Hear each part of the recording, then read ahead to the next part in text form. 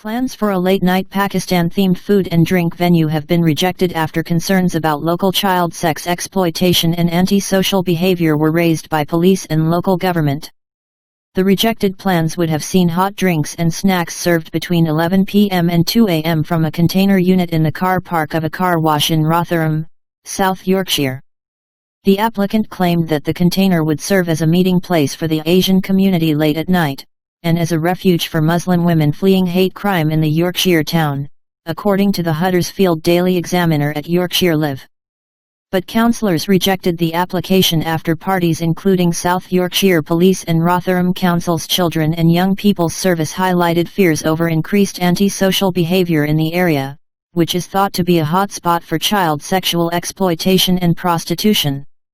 A local Muslim defence group has slammed the decision, saying the local government is tarring all Pakistanis in the area with the same brush after a series of high-profile child sex scandals involving the local community.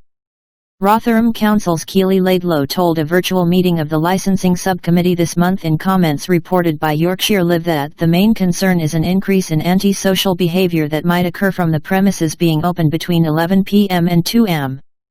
She noted that the Eastwood neighbourhood where the car wash is located is an area of concern regarding child sexual and criminal exploitation.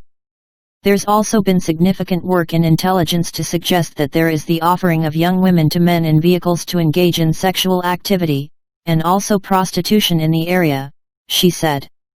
Ms. Laidlow, who is Senior Licensing Enforcement Officer at the council, added that the area around the car wash and container unit is regularly filled with young children who are missing from home, who can often be seen walking and playing on Fitzwilliam Road very late into the night.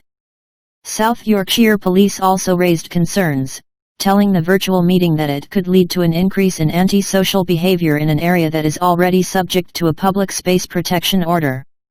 A representative of the business argued that it was necessary to have the late-night license so that, as YorkshireLive described, members of the Asian community would have somewhere to eat a late evening meal and socialise over tea.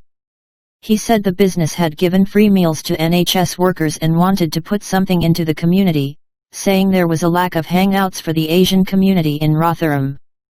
Further, the company's representative said the container in the car park of a car wash would provide a place for women in the community who do not want to go to bars and pubs because of their religion or fear of hate crime, a place to go in the evenings. As local newspaper The Sheffield Star reports, some in the community have now objected to the venue being rejected on child protection grounds. The paper cites the remarks of Mubin Hussain, the founder and leader of the British Muslim Youth Organisation, who was profiled in a January 2020 Guardian article about Muslim neighbourhood protection groups offering protection for mosques and imams, whose group said the decision of the council had exposed their racism. Hussain told the paper, "I have no words at how Rotherham Council is treating the local Pakistani Muslim community. For too long, the crimes of few that we all stand against, have been levelled at the whole community. I have never heard of people being IDD for buying a cup of tea. The conditions that were placed on this business are so absurd, and yet everyone on this licensing committee, including the representatives from the council and the police, saw this as perfectly normal. This is why it is so dangerous. This is what happens when you become a suspect community.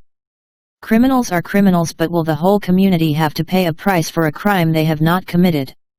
In an open letter to the leader of the town council, Hussain demanded the town fire the whole licensing committee and replace the members with a new diverse panel, that elected councillors be suspended, that all future decisions be made through a lens of BAME people, and that all council employees undergo bias training. To do any less, he said, would make the leader of the council complicit in this racist and discriminatory culture.